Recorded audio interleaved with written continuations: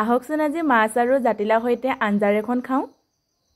এইখনি গাঁও বুকুৰ আপোন, ইয়াতে দেখো নতুন সপোন, কোনে জুমি চাই জুৰিত দাপোন, ফুলৰ পাতৰ সাজোন কাচোন, এই গাঁও আপোন আপোন, এই গাঁও নিচেই আপোন।